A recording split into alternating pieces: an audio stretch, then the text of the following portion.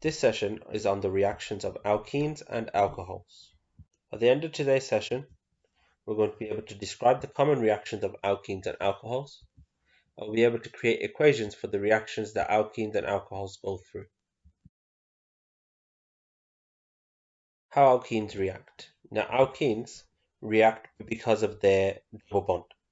Now, when the double bond breaks, these two bonds go around the side, and two other bonds can form with any other substance that wants to do an addition reaction. Okay, so we're going to look at two separate reactions here. The first one is their reactions with the halogens, so group 7 elements. When ethene, C2H4, reacts with bromine, Br2, we form dibromoethane. Goes from an alkene type substance to an alkane-like substance. Okay, this is an addition reaction because the bromine is being added on.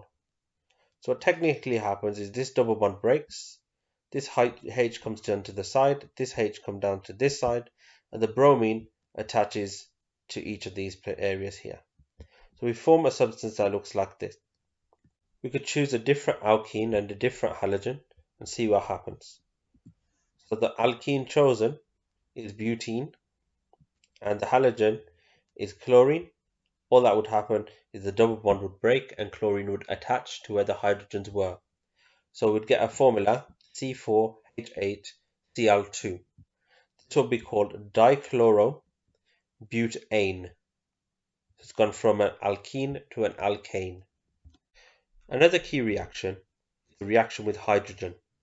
Now, reactions where we add hydrogen to something are often called hydrogenation reactions. When we hydrogenate alkenes, they turn into alkanes.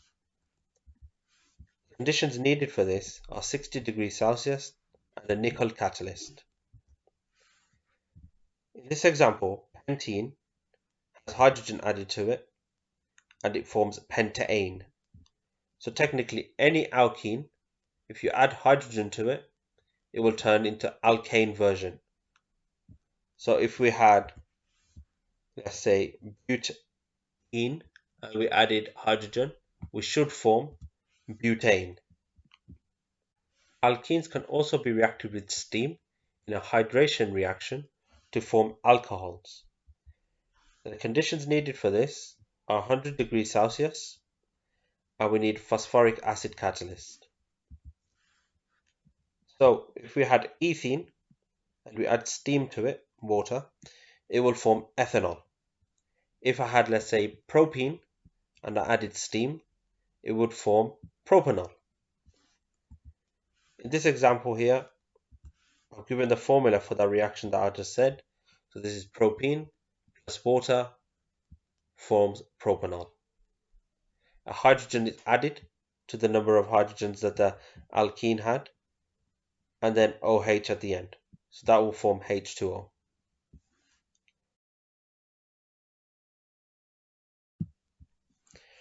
The alcohol homologous series also has specific reactions that occur within it. So the reactions with sodium.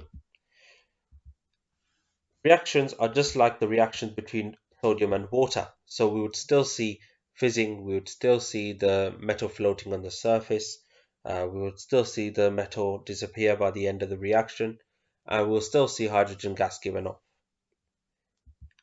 So, if you look at this, there's some special wording in here that we need to be careful of.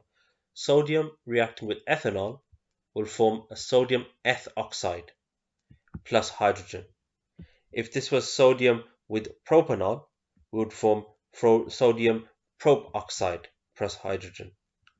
If it was, let's say, pentanol, sodium plus pentanol would form sodium pentaoxide plus hydrogen. For your exam, you just need to know the word equations for these. You do not need to know the symbol equations. This example here, sodium plus propanol will form sodium propoxide plus hydrogen. Remember that the test for hydrogen is a lit splint squeaky pop.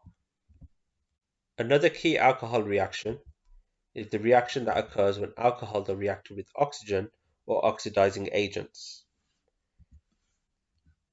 always produce carboxylic acids in this case.